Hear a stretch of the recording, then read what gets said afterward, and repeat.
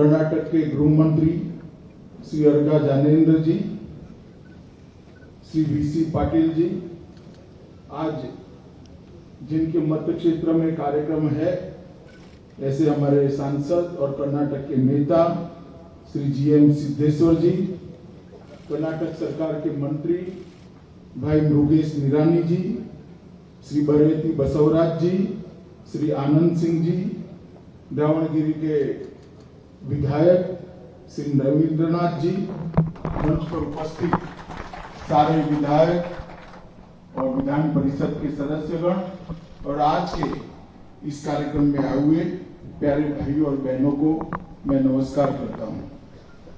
आज मैं यहाँ पर 3 कार्यक्रमों के उद्घाटन के लिए आया हूं। जीएम इंस्टीट्यूट ऑफ टेक्नोलॉजी के इस संकुल में 3 योजनाओं का आज उद्घाटन हो रहा है।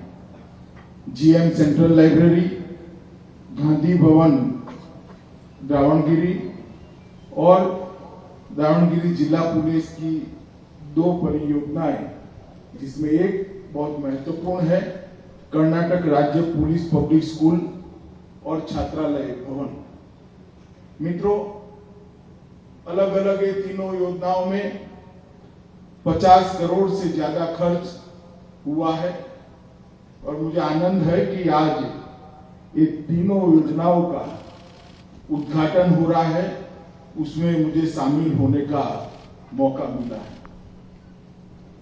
आज जब मैं कर्नाटक में आया हूं तब हम सबको मालूम है कि देश और दुनिया में कई सालों से, कई सदियों से जैसी महामारी का हमने सामना नहीं किया है, ऐसी महामारी का सामना विगत 1.5-2 साल से पूरी दुनिया, भारत और कर्नाटक भी कर रहा है। ये कोरोना का महामारी ये समग्र मानव जात के लिए एक चैलेंज बनकर खड़ा है और जहां तक भारत का सवाल है, देश के प्रधानमंत्री जी के नेतृत्व में हमने कोरोना के खिलाफ लड़ाई को मजबूती के साथ लड़ा है और मैं कह सकता हूं दुनिया में सबसे अच्छे तरीके से लड़ने का काम ये भारत में नरेंद्र मोदी जी के नेतृत्व में हुआ और इसी के कारण आज हम काफी हद तक इससे बाहर निकल चुके हैं। और नरेंद्र मोदी जी ने जब से भी ये कोरोना महामारी शुरू हुई तब से दुनिया भर में कोरोना के खिलाफ ठीक सरकारें लड़ रही है। जब भारत में सरकारों के साथ साथ केंद्र सरकार, राज्य सरकार, उसके साथ साथ 130 करोड़ की जनता भी प्रधानमंत्री से कंधा मिलाकर लड़ी।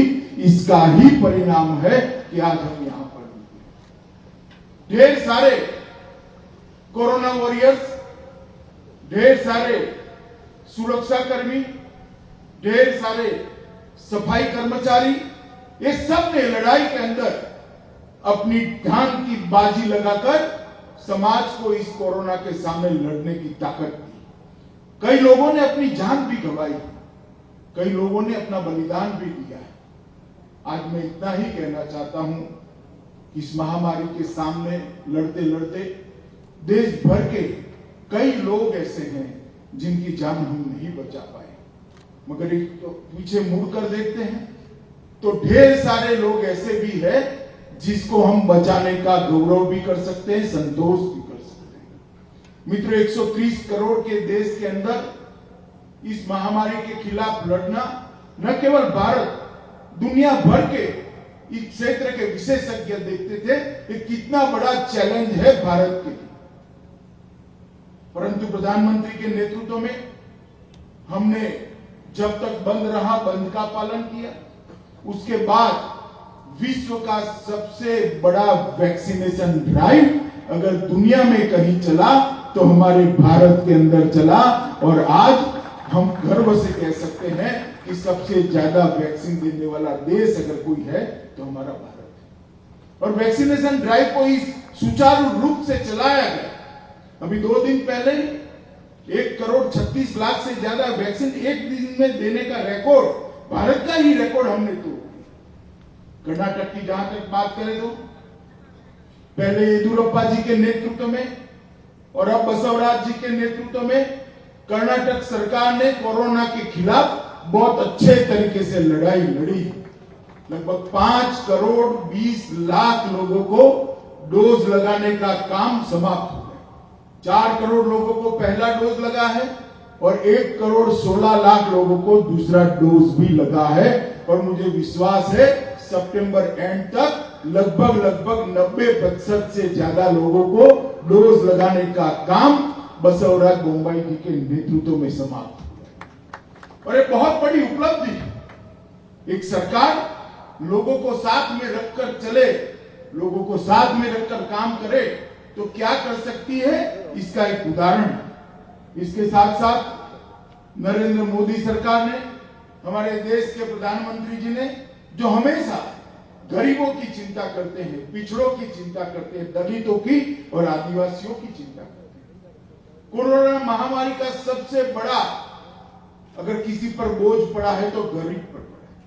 रोज का रोज कमाकर खाने वाले लोगों की रोजी रोटी बंद हो गई।